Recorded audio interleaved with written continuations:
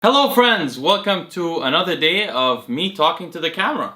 Today I'm going to be talking to you guys about my recent blood work.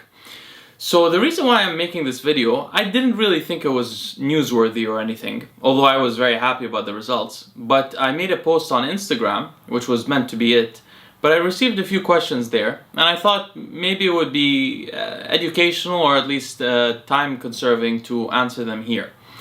So essentially the story is this. During the time in which, even before I was, there was a time in my mid-20s where I wasn't weightlifting much, and I wasn't obviously taking anabolic androgenic steroids, but I still had quite a high C-reactive protein. I think naturally I had a high C-reactive protein. My body is naturally likely to become inflamed, and I have a natural high sympathetic nervous tone drive. So, people have different physiologies. People have different things that they're more likely to develop. And so maybe I might be better at running away from a tiger than some other people because of that reason. But also maybe more anxious because of that reason. I may be more likely to develop autoimmune diseases. For example, my grandmother died of ALS. I had Crohn's disease for a period of time, although I don't say that I have it anymore since I don't have any symptoms. So nonetheless, I naturally had that, but in the couple of years in which I was using anabolic androgenic steroids and consistently and working out very seriously, I got to a point where, at the time, I didn't really think of it. I didn't think that I was in bad health. I wasn't told that by any doctor, but of course I was. I guess I did think of it a little bit. But anyway, the point is, at some point, my lipids were considered somewhat normal. They weren't completely off the range, but they were my LDL cholesterol was in the high end of the range. It was probably like 110, maybe something like that. And by the way, I don't have numbers to give you guys. Actually, this is going to be a ridiculous video because I don't have any papers in front of me with any numbers. I just have some notes of what I want to say because we moved, Lucie and I, from a house to an apartment, and we have some stuff in storage downstairs. So most of my blood work is actually in storage from the previous months. And actually, the blood work that I just received, I received over the phone because I didn't want to go into the hospital. And this place that I'm at the moment, my current medical provider, whatever they're called, are not very technologically adept and don't have an app for some reason, unlike my former one. So anyway, I actually don't have any papers to show you, so I can't go into exact numbers, but I do remember roughly things. So, number one, my LDL cholesterol during that period got to a point where it was a little bit high. Now, I want to tell you guys something. I don't have bad genetics, so-called bad genetics for cholesterol. I don't have great genetics. I don't have any of the super cholesterol genes. I have one, which is I have a highly functional LDL receptor.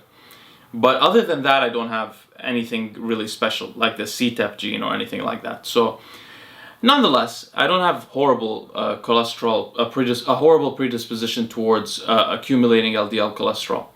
But my LDL cholesterol got what I would consider to be a little bit bad. Of course, a cardiologist never commented on it, actually. My fasting glucose, I do recall, got to... at some point it was averaging 95 in the morning after fasting all night, but I have seen it at 110 or 115. So that was one of the concerning things. Actually, yeah, I should go through them all. So the renal function was... Now this is impossible to say really because essentially the EGFR, which is just a calculated metric using your age and creatinine, the EGFR reduced to a point when I was at my most muscular to 60, which is just beyond the line of you have some kind of kidney failure. And my creatinine was very high. But these metrics don't account for people that are, number one, consuming a lot of protein, and number two, very muscular. So at that time, I was probably 220 pounds, and I was probably, what people would say was between 10 and 15%. I don't know how body fat. But by the way, this subject annoys me actually, and I want to make a video on this. I'm going to make one right after this one actually. But so basically, I didn't have much body fat. I had abs, and I was at 5'10", between 215 to 225 something like that, 210 to 225. So I was quite muscular. So these metrics were not very relevant to me. Of course, my nephrologist didn't even suggest that I do the cystatin C test, which is what I recommend to people now that are muscular. Go by that instead of going by the eGFR or the creatinine. So those measures were not very accurate. So I mean, who knows if... Now what I did do though before is that I didn't know about the cystatin C, but I went and demanded from the nephrologist that they ultrasound my kidneys. Now I learned a technique, which you guys maybe learned from me, is that sometimes doctors, unless they have a warning sign from you in some clear way, they won't want to go do extra tests for you, even if you're going to pay out of pocket. So sometimes it's helpful to say, for example, well, my grandmother or my mother died of kidney disease at a young age. Well, then they'll go test your kidneys. So anyway, I got my kidneys ultrasounded, and they said they looked fine. But again, ultrasounds are not very accurate. So I was always a bit worried about this. I still am, by the way. I don't think it's possible that I didn't damage my kidneys. I'm sure I did. It's just not visible yet. It will be at a later date for sure. So that's how things were going before. Oh, I didn't mention my liver. My liver enzymes were never so high, the ALT and AST. Like they were in the 40s or 50s. Although I never really measured them while I was taking, for example, Anadrol or something like that. Maybe they got higher at some points that I didn't really notice, but for most of that 2-year or something period, I was mostly just using either Primo or Test at a reasonable dose. I would just experiment every so often with other things, and sometimes I would use Anadrol or Test suspension before a workout. So that was basically what I was at. Now, when I stopped all that stuff and I stopped weightlifting, slowly my blood tests became better. They didn't immediately become better. In fact, they first probably became worse. And that's when I developed Crohn's disease, and I had an almost debilitating condition for a period of 8 or 9 months, something like that. Actually, during that time, my lipids became better, but other things, C-reactive protein was still high and stuff like that.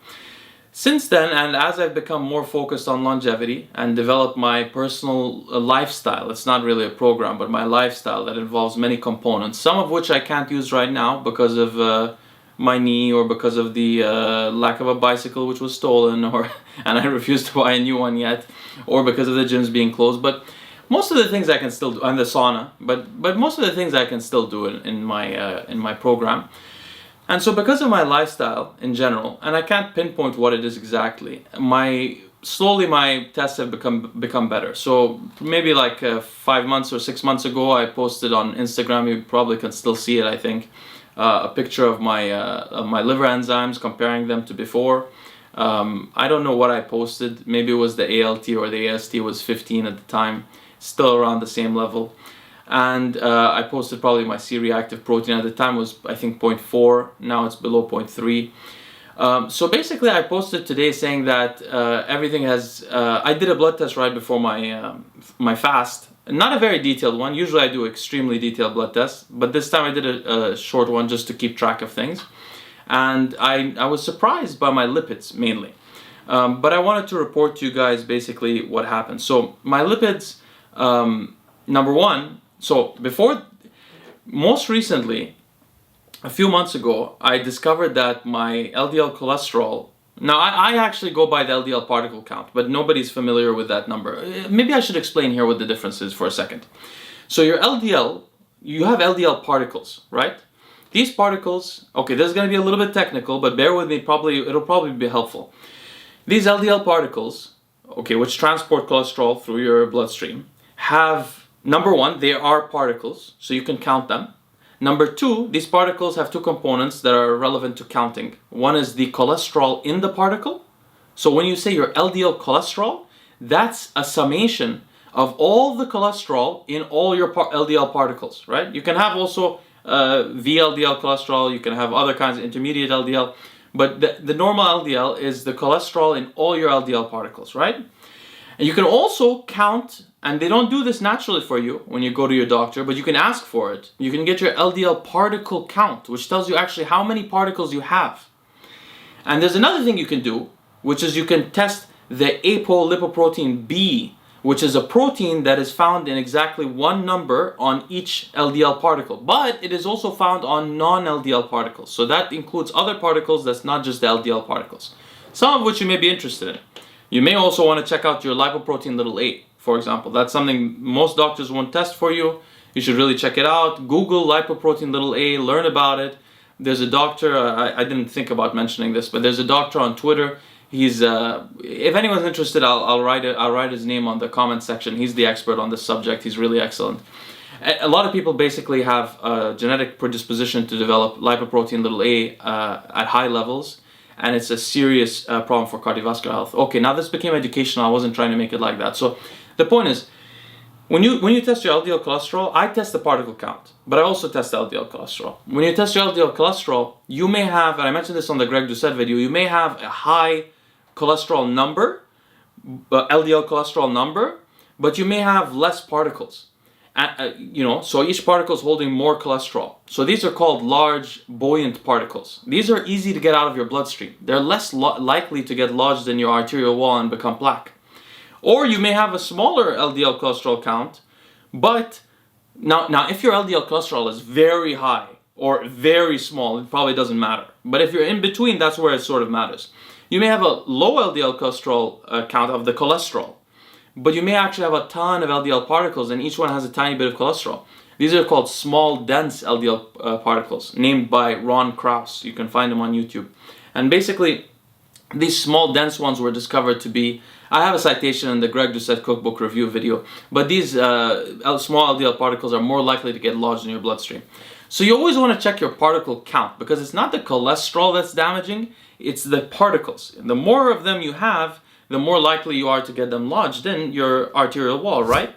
But also, a second element is, are they large or small? Which is interesting also. And if you want to test that yourself, go online, search ion motility test, and you'll find a test that will use physics to determine how large the particles are that you have, which you can specially order from Quest, I think. Anyway, that was a little bit of an off-topic thing, but helpful for people to know. So the point is, I don't use the particle count to judge myself, but I know probably almost nobody watching this right now knows anything about LDL particles counts. So I'm going to talk about the LDL cholesterol. So my LDL cholesterol a few months ago was 80 or so, which was a little frightening to me. According to my research, it appears that above a LDL cholesterol of 70, a person is likely to develop plaque. Now, it's not completely clear. Obviously, there's a lot of disagreement about this, and the number itself is not completely clear. But I do think that that's the number at which you're starting to accrue plaque. If you can use a heuristic measure, this is like a rule of thumb, I would say around 70 is borderline. So you want to keep it below 70. The problem is I had something around 80, which was confusing to me because I've had lower amounts before. So for example, when I had the Crohn's disease, I had a lower amount, slightly lower, in the 60s. And suddenly it was higher, which I now attribute to having higher dietary cholesterol during the time. I was eating quite a bit of eggs. Now, many people will tell you eggs and dietary cholesterol only contribute about 10% to your LDL cholesterol number. It seems to not be the case, but who knows? So my immediate fix was I started using some Livelo for a couple of weeks, which is that baby statin that's one of the only statins that's not found to produce insulin resistance. And then I used ezetimibe for a couple of more weeks, and then I stopped because I never use these cholesterol drugs very often, even though I do think it would be helpful to use a statin for long-term use, because you see, lowering your cholesterol is one thing, but that doesn't necessarily impact cardiovascular outcomes. Like, there are so many drugs that have been shown to lower LDL cholesterol but not cause a reduction in heart attacks. Now, that could be because of epidemiology, or because of, not even epidemiology, but the design of these studies, which are short. You know, cardiovascular disease is a lifetime disease. These studies are usually 5 years long. Or because a lot of these studies now, they have to be on a statin already because it's considered unethical to test someone that is prone to cardiovascular disease without having them already on a statin. So it might diminish the impact that you can see the effect of the non-statin, whatever drug you're trying.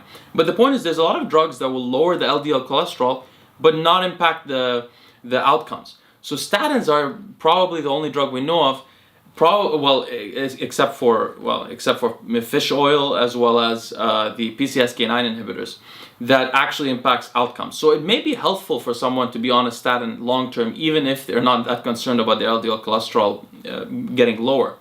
But I just don't take them because, you know, I take a lot of things. I don't want to take things too long. If I was still weightlifting and taking hormones, I would have been taking them. I just didn't know as much about them at the time. But anyway, back to the story. So I used those things for a little bit, but then I stopped, and that was months ago. And my cholesterol lowered a little bit, but not as far as it did now. It got into the low 70s, I think. But now, a few months went by, and I checked my numbers again, and my LDL cholesterol is now at 57.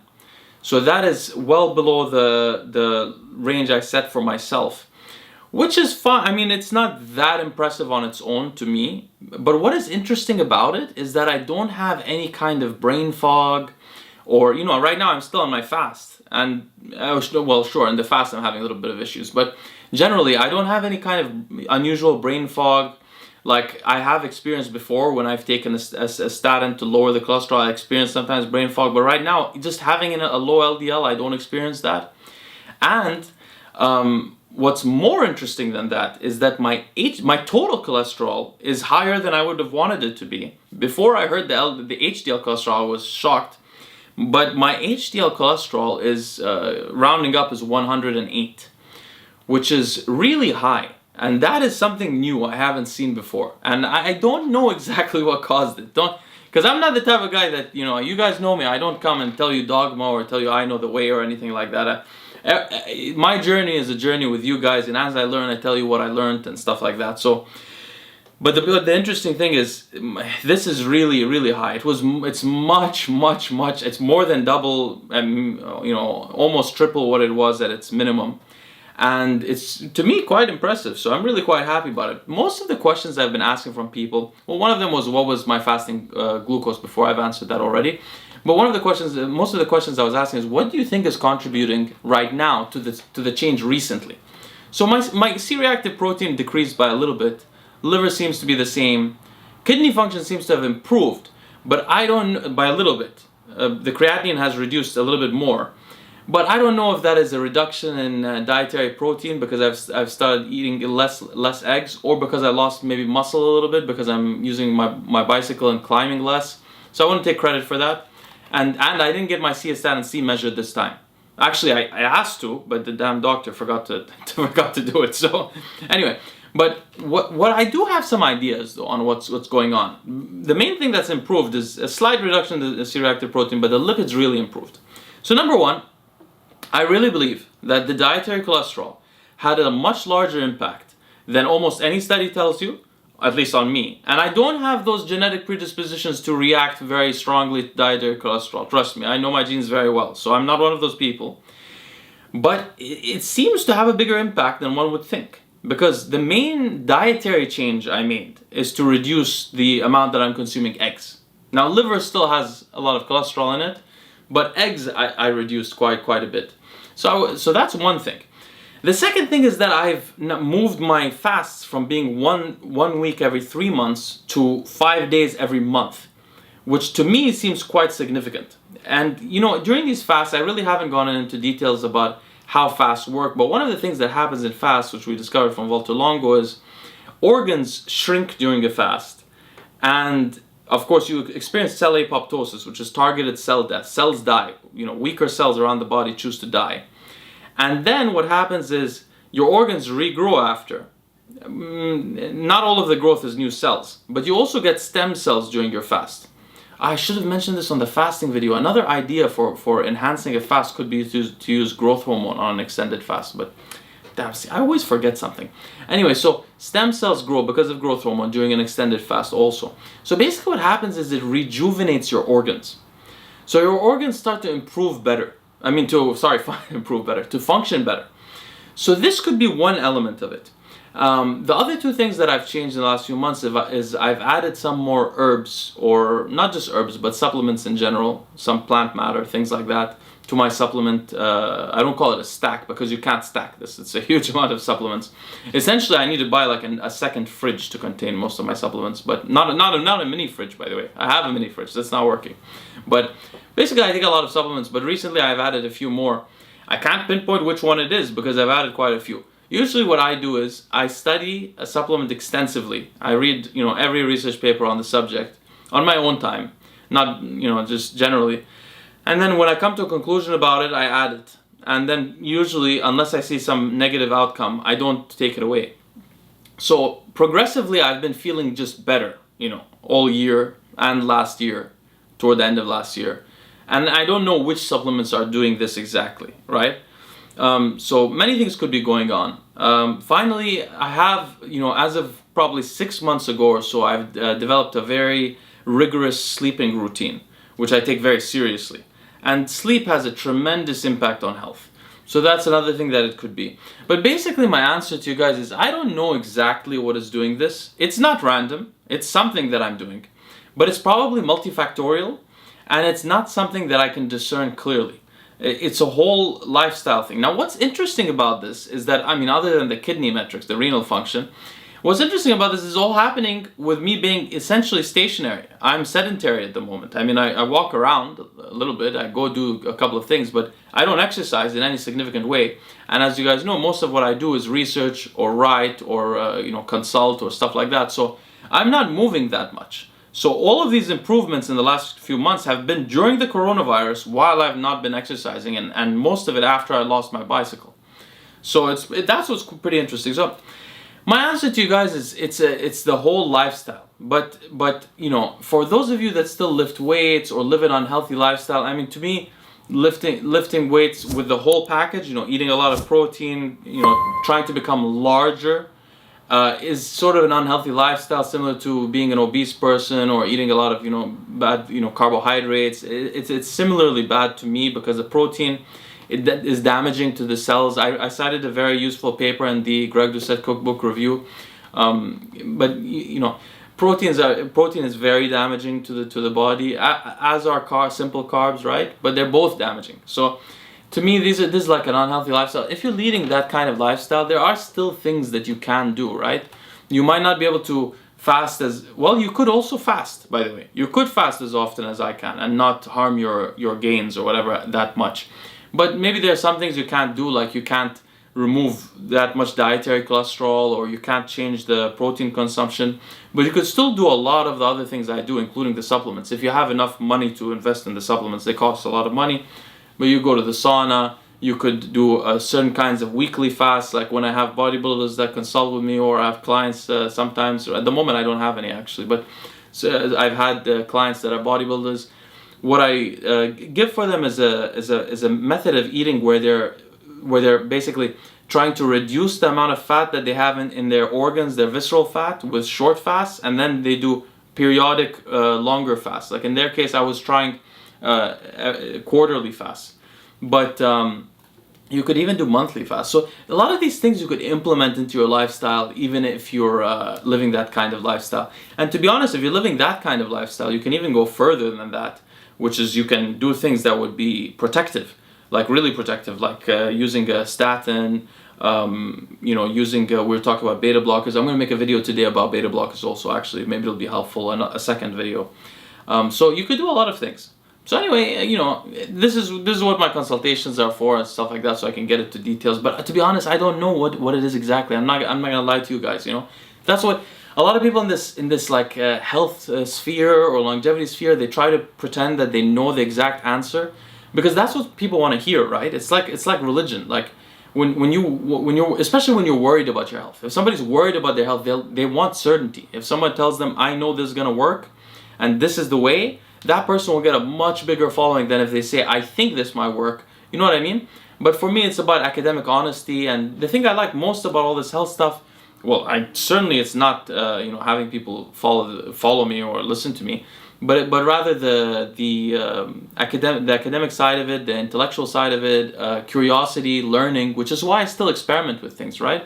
If I was really focused just on my own health, I wouldn't experiment much. I would try to do less experimentation, but I like to learn also, so that's how I am. So I can tell you guys the truth. I don't know exactly what did it, but it's probably a bunch of changes, probably the more frequent fasts, probably the addition of the supplements, and the change in sleep. I assume those are the things that did it in the last few months. Anyway guys, thank you for watching. I hope this was interesting and it answered your questions, and I'll see you next time.